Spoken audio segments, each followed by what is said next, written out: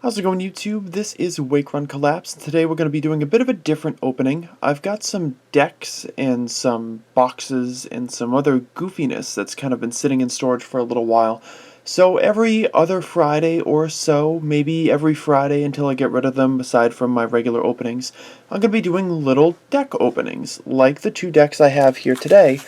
I've got Battle Starter decks from 2009, I believe. This one on the left obviously has Torterra, and the one on the right has Magmortar. A lot of the artwork that you'll see in this video in particular was released as part of the English Unleashed expansion, and that expansion does not have a direct counterpart in Japanese because they pulled a lot of those cards from pre-constructed starter decks like the ones that you're going to see here.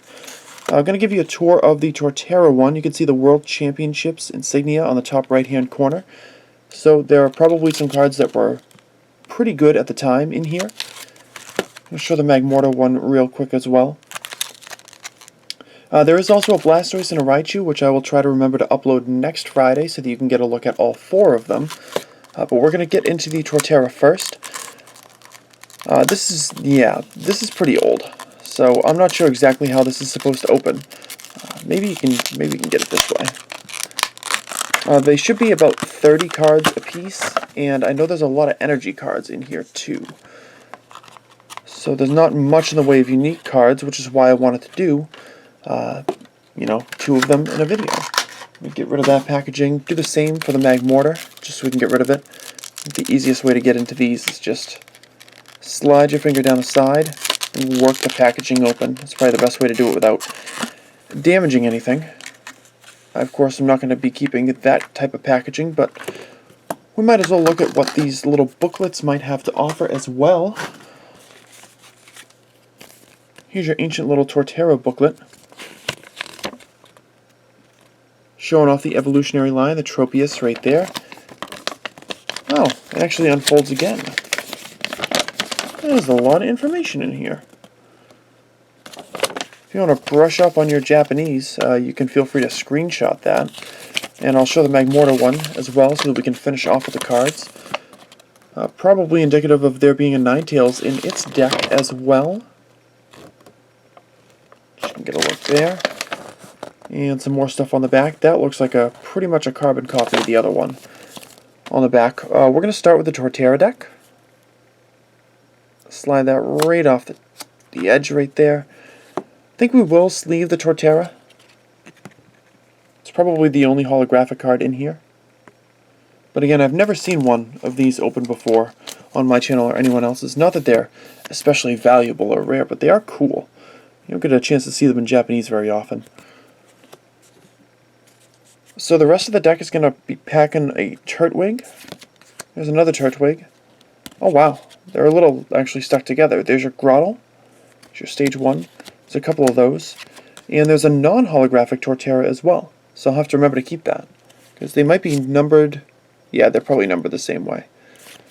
There's Cherubi. And Cherim right there. Yeah, these cards are sticking together.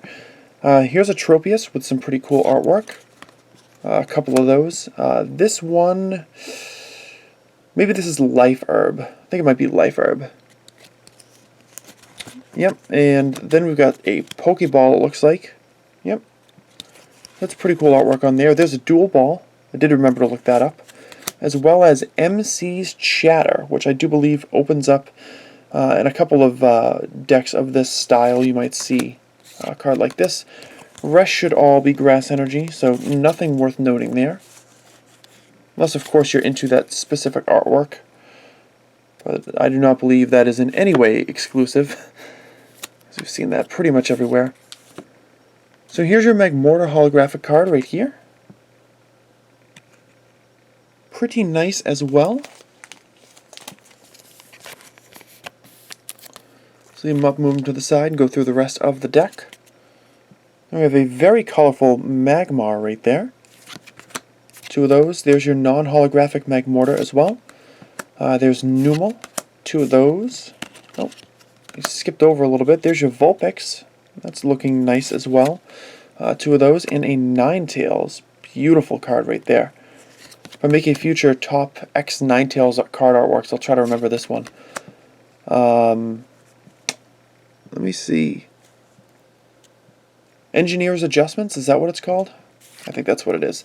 They don't actually do these in order. You can see in the bottom right hand corner here, it's actually labeled 9 out of 9, even though it's right in the middle. They don't have them sorted in this deck by number, which is weird. There's Dual Ball again. There's Energy Returner, which is actually kind of a wild artwork as well. They did a nice job in the Legend series with all their artwork, I think. And there's your Pokeball, and finishing it off with a ton of Fire Energy.